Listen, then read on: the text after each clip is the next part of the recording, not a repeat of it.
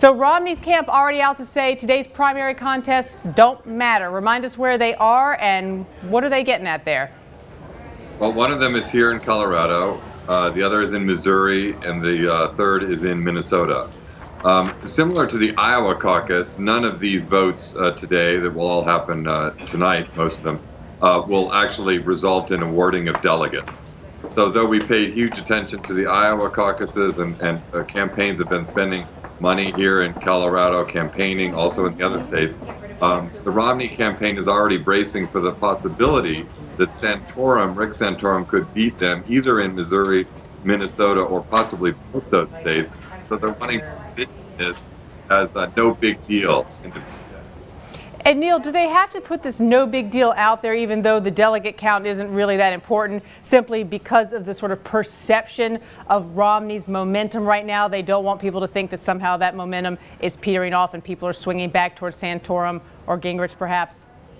I think that's exactly it. It's funny, they put this memo out this morning from Rich Beeson, their political director, and it was filled with bravado and all the evidence that they could muster of the signs of their strength, basically their invincibility.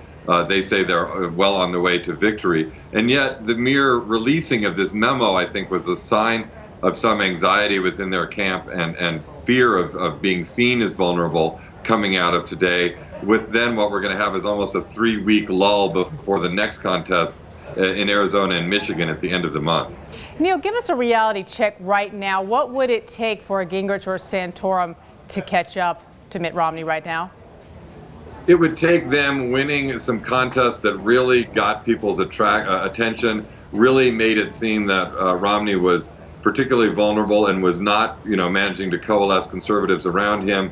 That would in turn then bring them money. I think what they need more than anything is resources and the money to advertise, to travel, to put out, all the various things that the campaign needs to spend money on. And at the moment, I think that's going to become an increasing problem. And the biggest strength that the Romney campaign has is cash. Seeing a lot of bravado out of the Romney campaign right now, even as they brace for potential losses today in the primaries.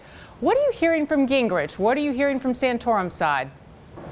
Well, Santorum was loving it yesterday because for the first time the Romney campaign was actually going after him in a variety of ways.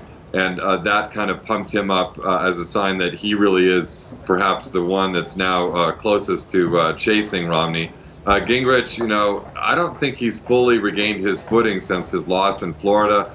He did a bit of campaigning here in Colorado yesterday morning. Then he's flown off to Ohio, which is pretty far down the calendar. He's really looking now into March, and with some uncertainty about sort of how he's going to get his next gust of wind. Santorum, on the other hand, is feeling pretty good about what may happen today and is trying to see what he can do to make best use of that.